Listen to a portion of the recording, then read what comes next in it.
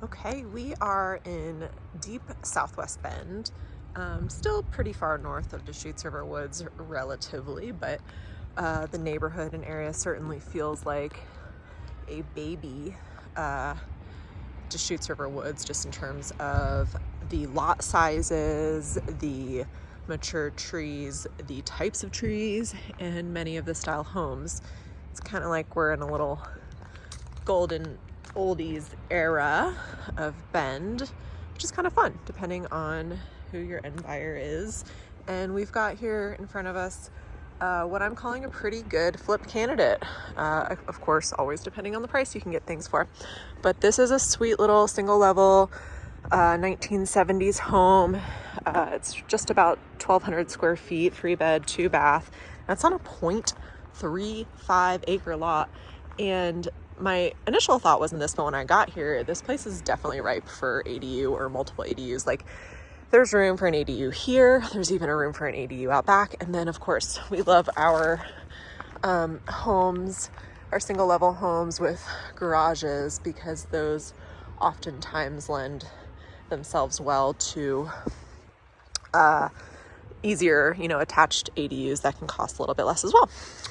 Checking out this in the yard here, we are still on septic in this location, but this entire drain field and tank was just replaced. So that's pretty cool.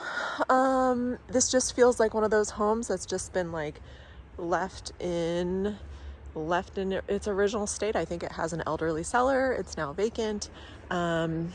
And I think it leaves a lot of room for opportunity as a result. Roof doesn't look terrible, to be totally honest. I would say it's probably in its latter stages of life, but not the worst looking roof I've seen. All pieces of the foundation, except for one that I'll show you a little bit later on, look to be in good shape. The siding is metal, which in my opinion is just a step up from vinyl. So, honestly, the siding looks really good and is in really good condition for its age and material. So I think one could probably just repaint it and be good, but, maybe replacing siding is on the list here as well. We are still looking at original doors and windows throughout, so that's definitely an upgrade that would be needed. But this back deck is actually even in pretty good shape.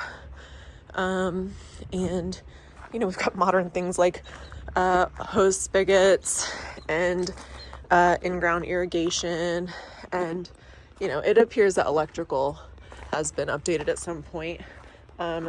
This is what we wanted to talk about. So this here and this here, this is actually the garage. So really not that big of a deal in terms of where this is in the house, but it was caused by this tree, which has now been cut down, the roots, and we can see a better idea of what that crack looks like inside of the garage. The seller does have here's remnants of it as well.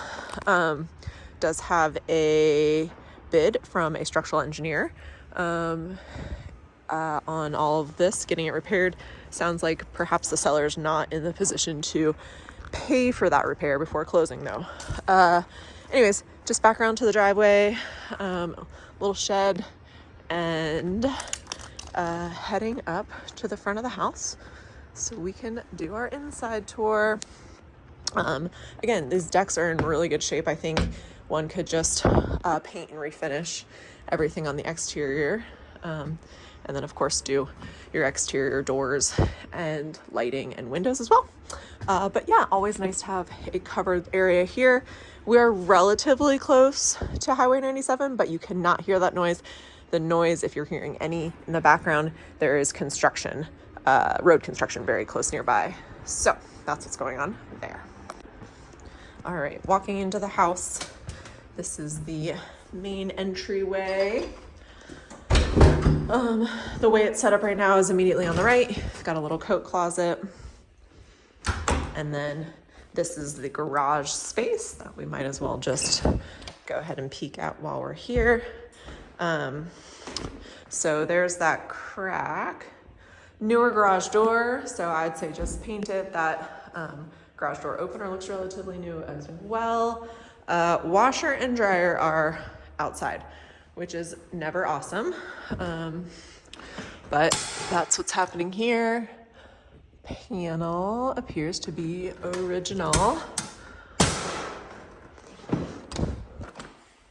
For heat inside, we've got the worst kind. We've got electric baseboard and cadet heat as it stands. So I think usually the most straightforward way to deal with that is just mini splits, which shouldn't be a huge expense on a house of this size. Kind of just standing in the corner to give you perspective, but if it were me, I'd be taking out this wall. Right now it's a sunken living room, and connecting this whole space, right? So again, just easy cabinetry to rip out, a relatively easy wall to get rid of. And kind of what's cool here too is there is exterior access from here and there. This was an old wood stove spot, but hey, they've done the work of at least getting rid of the stove for you, but you still have that lava rock to remove. And then we're coming into the portion of the house where we've got bedrooms. So again, pretty standard for these 1970s homes, just relatively small rooms and closets, but certainly sufficient for a home this size. Bedroom number 2, a little bit bigger than the other one, and closet door space increases on this one as well. You've got all these original, I've literally never seen that type of light switch before, and it's actually really annoying to use. Light switches throughout. Okay, this is a pretty good sized bathroom, and this is one full bath in the main area. So footprint here is not terrible to work with. You've got a pretty good size there. You've got more closet space in here, which this might be something else worth just kind of eliminating and opening up, or finding a better use for that space. But coming into what's considered the primary bedroom in this home, but this bedroom gets even bigger. Probably looking at 15 by 18 in this one, 15 by 20. And then dual closets, and then nice view of the backyard from here. There is no fence between, obviously, this property and that one, so that would probably be a good value add for somebody. People like fenced yards. Of course, you know, all these original doors have to go. The trim isn't bad in here though. That looks like it was maybe done when carpets were replaced or flooring was replaced once upon a time. Now this bathroom is really small, however, so it's like you walk in and you're here. So that one's a little bit more difficult to deal with, I think, but again, just making best use of space. I think as far as materials and wall removal, like configuration goes in this house, it's relatively minimal for the big impact that someone could make here. So I don't know. I personally think we have a little bit of a gem here. And I actually haven't checked its STR eligibility, but because I was focusing on it as a flip, but I would not be surprised if this one wasn't another off the radar short-term rental option as well, if someone wanted to intentionally build it out as such. So one more peek at the backyard and back inside. Let us know if this one interests you.